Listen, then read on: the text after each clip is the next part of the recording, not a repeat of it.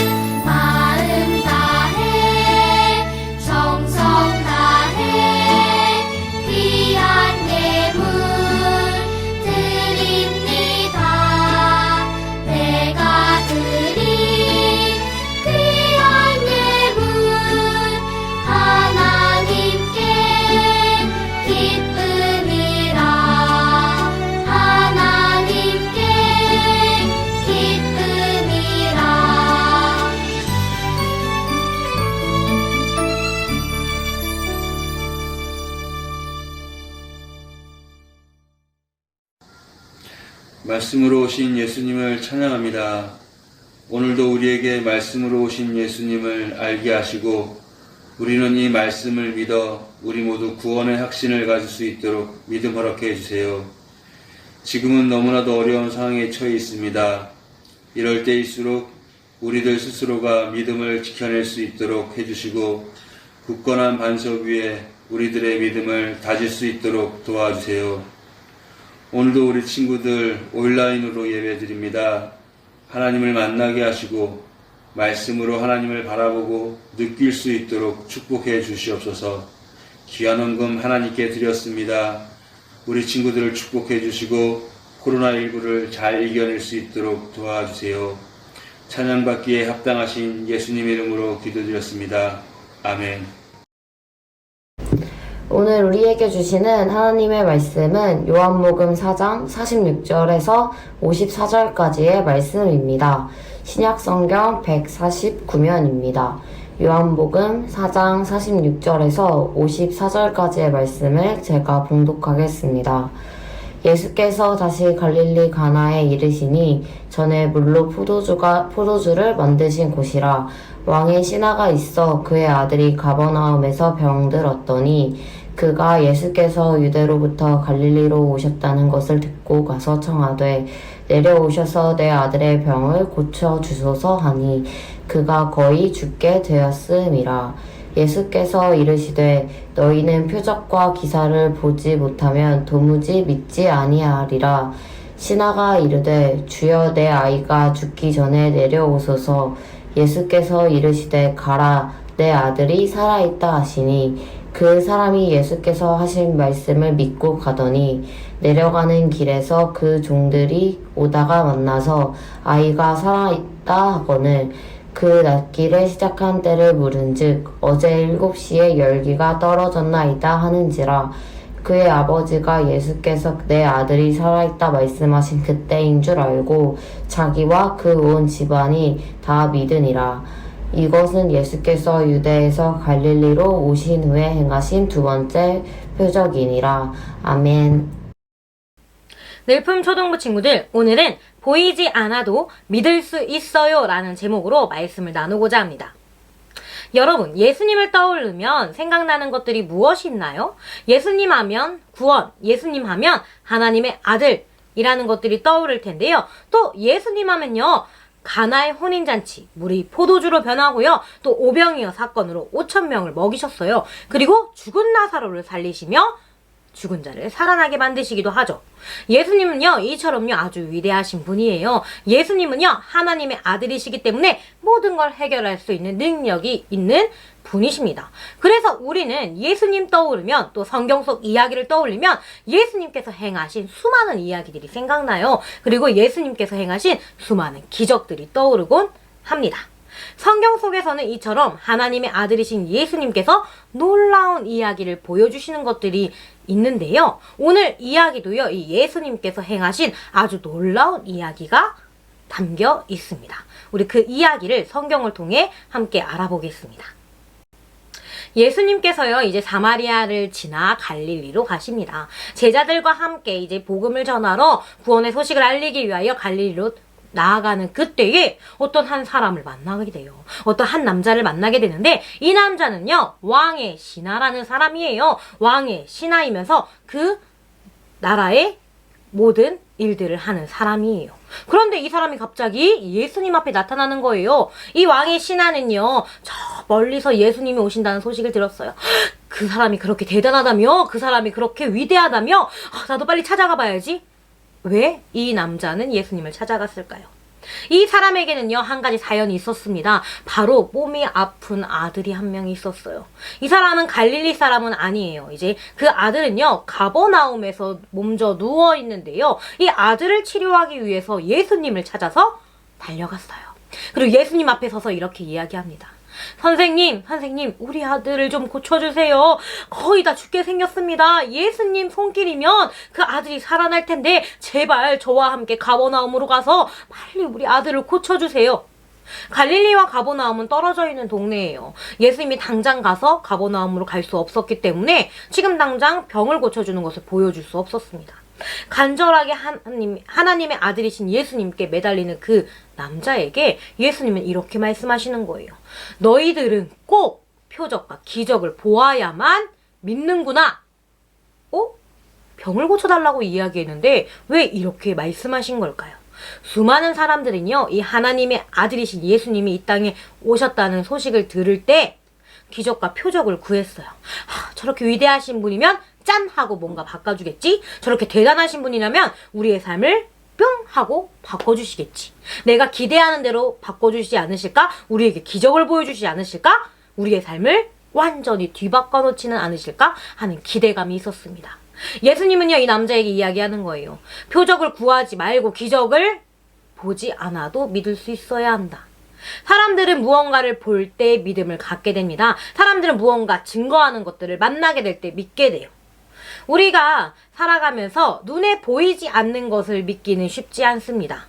여러분, 공기가 있다라는 것은 어떻게 알고 있나요? 우리가 그저 느껴짐으로, 그저 알므로 믿고 있는데, 우리는 사실 무언가를 알고 싶을 때, 무언가를 해결하고 싶을 때는 항상 무언가의 증거, 눈에 뚜렷한 보이는 것들을 찾게 됩니다. 그래서 과학적인 증거들을 많이 찾게 되고 또 해답을 찾기 위하여 단계들을 꼭 봐야 되는 습성을 가지고 있어요. 사람들은 이처럼 궁금한 것을 참지 못하기도 하고 또 내가 알고자 하는 것들 눈에 그대로 보고 듣고 깨달아야 알 수 있다라고 생각을 합니다. 여러분, 부모님이 집에서 맛있는 음식을 해줬는데 저기 재료 속에 야채가 많다면 선뜻 손이 가나요? 엄마가 맛있는 음식 차렸어. 뭐 할머니 할아버지가 너희들을 위해서 맛있는 음식을 차려줬단다 하고 딱 봤더니 야채가 너무 많고 고기가 없어 보이면 에휴, 맛없어. 저거 못 먹어. 막 이렇게 하는 친구들도 있을 거예요. 먹어보지도 않고 맛없다고 이야기를 하는 거죠. 그런데 먹어봐야 진짜 맛있는 줄 알고 그 음식을 계속 찾게 됩니다. 우리는 경험하지 않으면 믿지 않아요. 아유, 저건 맛없는 걸 거야. 에이, 좋은 걸 주지 않았을 거야. 아유, 하나님의 아들이신 예수님이 기적도 안 보여주는데 어떻게 믿겠어? 그런데 예수님은요, 보이는 것과 보이지 않는 것, 그리고 보이는 것을 우선으로 믿는 것이 아닌 보이지 않는 것을 믿을 때에 진짜 믿음이 있다고 이야기하시는 거예요.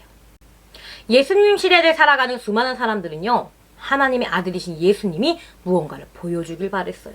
병을 고쳐주길 원했고, 또 오병이어 사건, 죽은 나사로를 살리시는 그런 사건들을 보면서 더욱더 믿음을 갖기를 소망했습니다.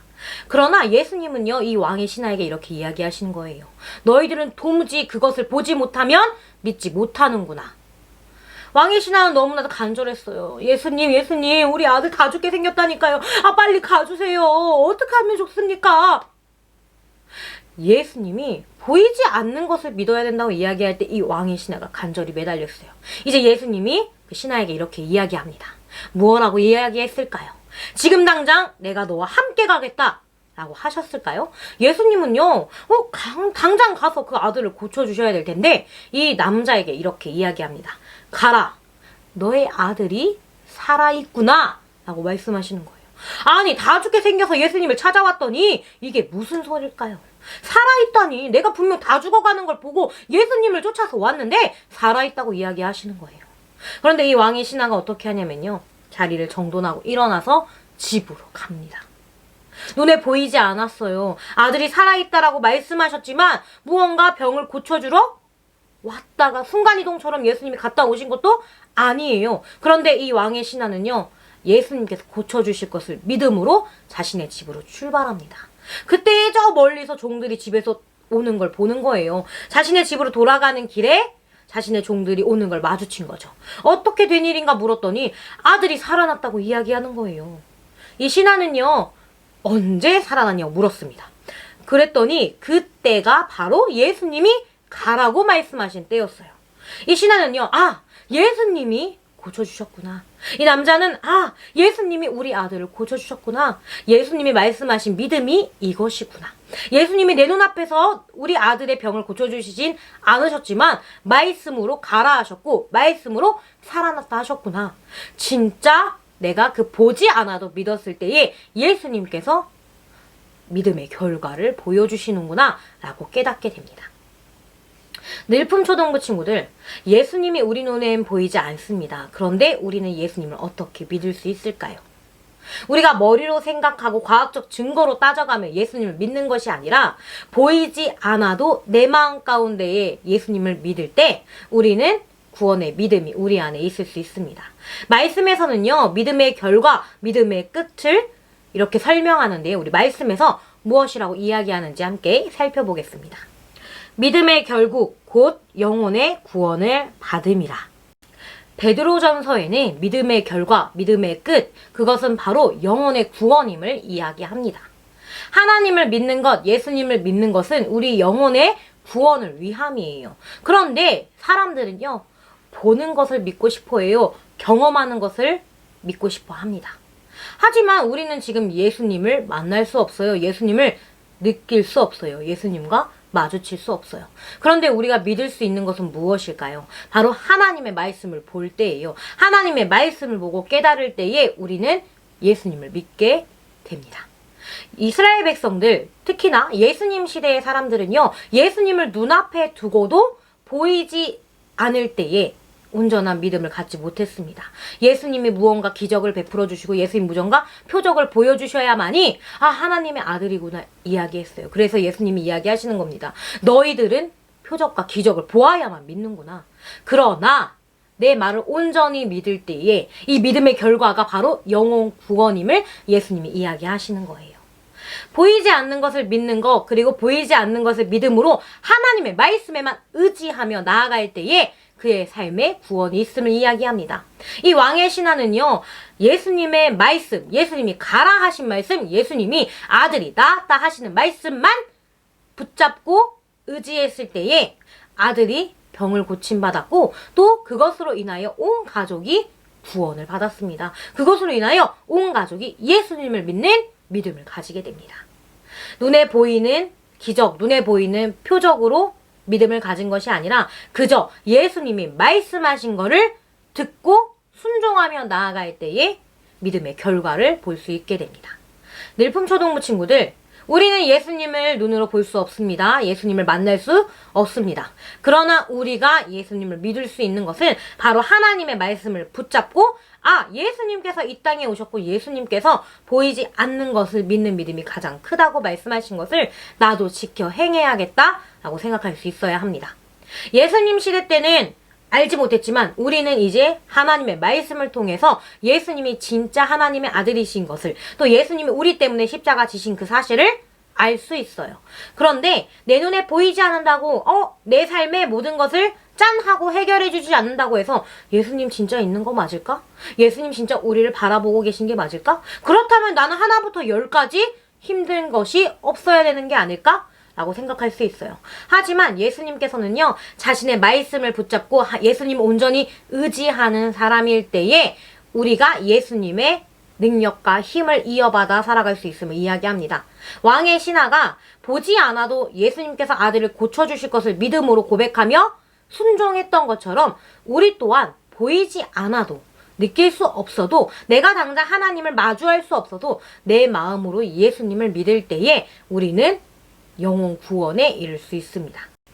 하나님께서는 우리 모두가 구원에 이르러 진리를 알기를 원하신다고 말씀하셨습니다. 그리고 우리가 이런 보이지 않는 것을 믿기 위해서는 우리의 마음이 주님께 향해야 돼요. 그리고 우리의 마음이 예수님을 향하여 열려 있어야 합니다. 그렇다면 마음이 어떻게 열려 있을 수 있을까요?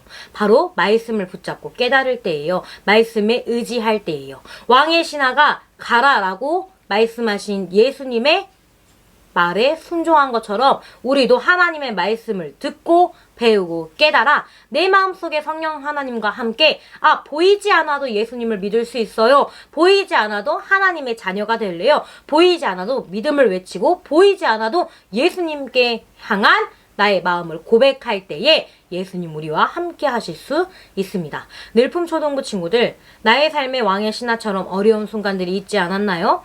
나의 삶에 예수님이 필요한 순간들이 있지 않나요? 그러나 우리가 예수님 내 옆에 나타나 주시 않으시니 나는 포기할래요가 아닌, 예수님 나와 함께 하시고 예수님 나를 이끌어 주시고 예수님이 나를 구원해 주신 그 사실을 마음으로 믿어서 입술로 고백하세요. 그럴 때에 예수님 우리를 붙잡아 주시고 예수님 우리와 함께 하셔서 우리가 보이지 않아도 하나님의 놀라우신 그 사랑, 모든 사람이 구원에 이르러 진리를 알기를 원하시는 그 마음이 우리 삶 가운데 있을 수 있습니다. 하나님께 의지하며 또 예수님을 고백하며 보이지 않아도 믿음을 행하는 우리 늘품초등부 친구들 되길 주님의 이름으로 축복합니다. 전도사님이 기도하고 오늘 말씀을 마치도록 하겠습니다. 사랑이 많으신 아버지 하나님, 우리는 때로 눈에 보이는 것을 또 증거해주는 것을, 과학적인 증거들을 볼 때에 믿음을 가집니다. 그러나 하나님을 믿는 자녀들은 보이지 않는 것을 믿을 수 있을 때에 진정한 믿음을 가진다라는 것을 알게 되었습니다. 왕의 신하가 예수님의 말씀에 순종하며 자신의 집으로 돌아간 것과 같이 우리도 하나님의 말씀을 의지하고 하나님의 말씀을 온전히 순종하여서 내가 믿고 의지하는 예수님께서 나의 삶을 지켜주실 것을 온전히 믿으며 보이진 않지만 내 안에 늘 계시는 예수님을 순수한 믿음을 가지고 나아갈 수 있는 우리 모두 될 수 있도록 주님 함께 해주세요. 마음속에 느껴지는 예수 그리스도를 믿을 때에 예수님은 우리와 함께 해주시며 우리의 영혼이 구원받을 수 있음을 고백합니다. 하나님, 나의 삶에서 성령 하나님 함께 하셔서 보이지 않지만 느낄 수는 없지만 우리가 마음으로 온전히 믿음으로 행할 수 있도록 주님 함께 해주세요. 언제나 우리와 함께 하시고 보이지 않음에도 우리의 삶을 인도해 주시고 또 내 마음 가운데 영원히 살아계시는 예수님의 이름으로 기도드렸습니다. 아멘. 주기도문으로 예배를 마치도록 하겠습니다. 하늘에 계신 우리 아버지, 아버지의 이름을 거룩하게 하시며 아버지의 나라가 오게 하시며 아버지의 뜻이 하늘에서와 같이 땅에서도 이루어지게 하소서. 오늘 우리에게 일용할 양식을 주시고 우리가 우리에게 잘못한 사람을 용서하여 준 것 같이 우리 죄를 용서하여 주시고 우리를 시험에 빠지지 않게 하시고 악에서 구하소서. 나라와 권능과 영광이 영원히 아버지의 것입니다. 아멘.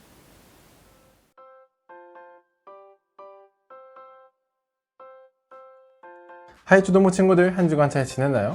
여전히 날씨가 굉장히 더워요. 여러분들 마스크가 더운 날씨에 굉장히 불편하겠지만 그래도 우리 마스크 잘 쓰고 손 소독도 잘 해서 우리 아프지 말고 건강하게 우리 신앙생활 했으면 좋겠습니다. 자, 그럼 오늘 광고 시작하도록 하겠습니다. 첫 번째 광고입니다. 다음 주 대표 기도는 6학년의 김하슬 어린이고요. 말씀 봉독은 정황심 선생님입니다. 하슬 어린이와 정황심 선생님께서는 기도와 말씀 봉독을 영상으로 찍어서 목요일까지 전도사님께 보내주시면 됩니다. 두 번째 광고입니다. 이번 주 암송 말씀은요, 베드로전서 1장 9절 말씀입니다. 여러분들이 온라인 예배를 드린 후에 베드로전서 1장 9절 말씀을 암송을 해서 영상을 찍어서 밴드에 올려주시면 됩니다. 자, 여러분들이 그렇게 매주 온라인 예배를 드린 후에 히지쇼 인증 사진과 암송 영상을 밴드에 올려주고 있는데요. 여러분들이 이것들을 올려줄 때마다 10포인트씩 적립이 되니까 여러분들 온라인 예배를 드렸다면 꼭 잊지 말고 인증을 해주시기 바랍니다.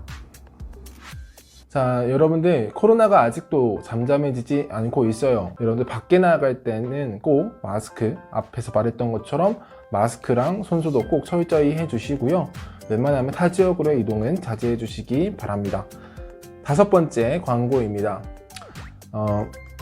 8월 1일까지 찬양단 모집을 하고 있습니다. 여러분들 찬양단 모집은 대면으로 오디션을 보는 게 아니라 영상으로 받으니까요. 여러분들 관심이 있는 친구들은 율동 하나 그리고 찬양 부르는 영상을 하나씩 찍어서 전도사님께 혹은 선생님들께 보내주시면 됩니다. 그리고 악기에 관심이 있는 친구들은 찬양을 부르는 영상 하나 그리고 악기로 반주를 하는 영상을 하나 찍어서 마찬가지로 전도사님 혹은 선생님께 보내주시면 됩니다. 자, 마지막 광고입니다.